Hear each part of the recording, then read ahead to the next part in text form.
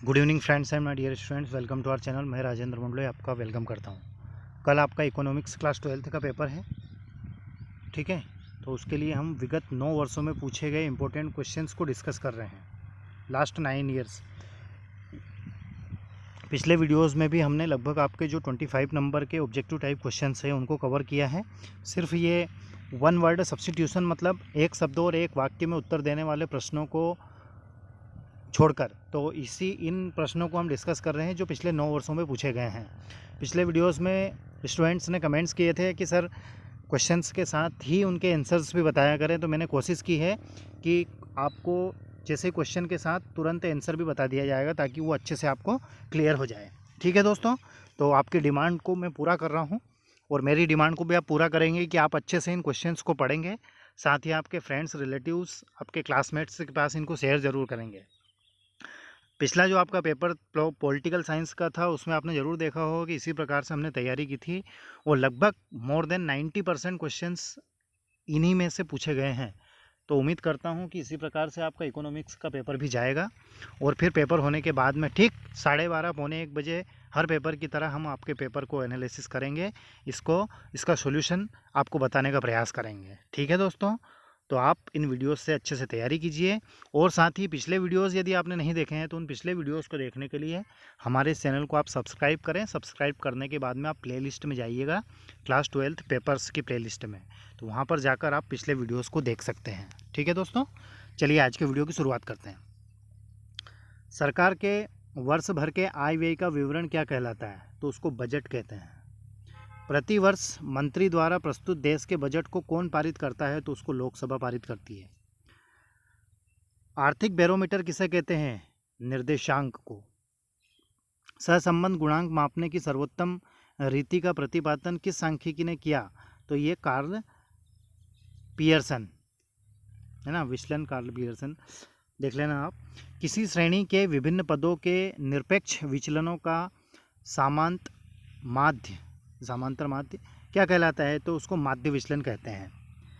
दो देशों की आर्थिक स्थिति की तुलना किस निर्देशांक से की जाती है? तो आय निर्देशांक से की जाती है। अगला क्वेश्चन है, निर्देशांक किस प्रकार की माप है? तो सापेक्ष माप है। प्रमाप विचलन का विचार किसने दिया? तो कार्ल पियर्सन ने दिया। सहसंबंध गुणांक की सीमा क्या होती है? देखते हैं। सहसंबंध गुणांक हमेशा 1 व 2 के मध्य होता है।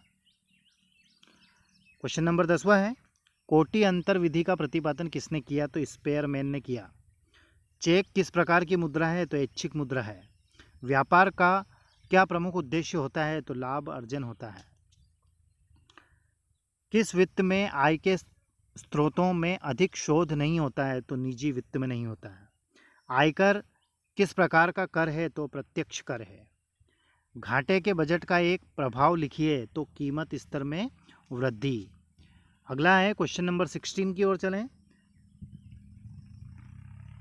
इससे पहले मैं आपसे एक बार और ये बात ज़रूर कहूँगा कि हमारे इस वीडियो को आप अपने क्लासमेट्स के साथ शेयर ज़रूर करें ताकि वह भी इसका फ़ायदा ले सकें, क्योंकि हम जानते हैं और आप भी भली भांति इस बात से परिचित हैं कि पिछले 2-3 महीने से जो एग्ज़ाम्स के बीच में जो गैप हुई है लॉकडाउन के कारण, कोरोना वायरस के कारण, तो इसकी वजह से जो हमने अच्छे से तैयारी की थी साल भर, उसकी लिंक टूटी हुई है। तो सभी का फ़ायदा हो सके इसीलिए हम ये वीडियोस बना रहे हैं। हमारा ये वीडियो आपको कैसा लगा आप कमेंट्स करके ज़रूर बताएं और कल हम आपके पेपर का एनालिसिस करेंगे तो उस समय आपको वो ज़रूर देखना है, उसको भी शेयर करना है। अपने देश से वस्तुएं दूसरे देश में बेचना क्या कहलाता है? निर्यात कहलाता है। बजट में सरकारी आय व्यय के अतिरिक्त किस मद का उल्लेख होता है? तो सार्वजनिक ऋण का होता है।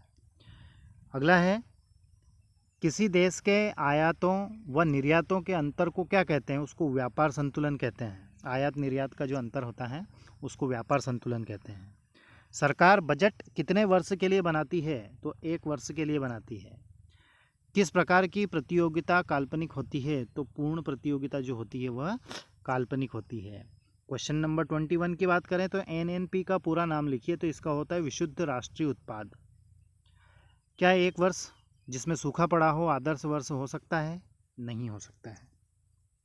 सहसंबंध का एक गुण लिखिए। तो वह है चर मूल्यों का अंतर्गण। अगला है, निर्देशांक के कितने प्रकार हैं? तो निर्देशांक के 5 प्रकार हैं। निर्देशांक किस प्रकार के अध्ययन को संभव बनाता है? तो तुलनात्मक अध्ययन को संभव बनाता है। भारत में रिजर्व बैंक ऑफ इंडिया की स्थापना किस सन में हुई थी? तो 1 अप्रैल 1935 को हुई थी। Point to be noted. Budget की अवधि कितने वर्ष की होती है? तो 1 वर्ष की होती है। ये रिपीट हुआ है क्वेश्चन। अगला है 28वां, सरकार के व्यय का संबंध किससे होता है? तो देश से संबंध होता है। 29वां क्वेश्चन है, भारत में मुद्रा निर्गमन का अधिकार किस बैंक को है? तो भारतीय रिजर्व बैंक को है। अगला है क्वेश्चन नंबर 30, प्रत्यक्ष विधि का प्रमाप विचलन का सूत्र लिखिए। तो यह sigma f x f d x square upon sigma f minus sigma f d x upon sigma f whole square, ये सब अंडर रूट में है, ये इसका सूत्र है। नेक्स्ट क्वेश्चन की ओर चलें। क्वेश्चन नंबर 31 है, बजट का एक उद्देश्य बताइए। तो आर्थिक नियंत्रण का उद्देश्य। 2 देशों की आर्थिक स्थिति की तुलना किस निर्देशांक से की जाती है? तो आय निर्देशांक से। किन्स के रोजगार सिद्धांत की आत्मा क्या है? तो वो है आय। क्वेश्चन नंबर 34 की बात करें, बजट के संगठन बताइए। तो आगमन बजट, पूंजी बजट। विस्तार की गणना का सूत्र लिखिए। तो विस्तार गुणांक बराबर L माइनस एस अपान L प्लस एस।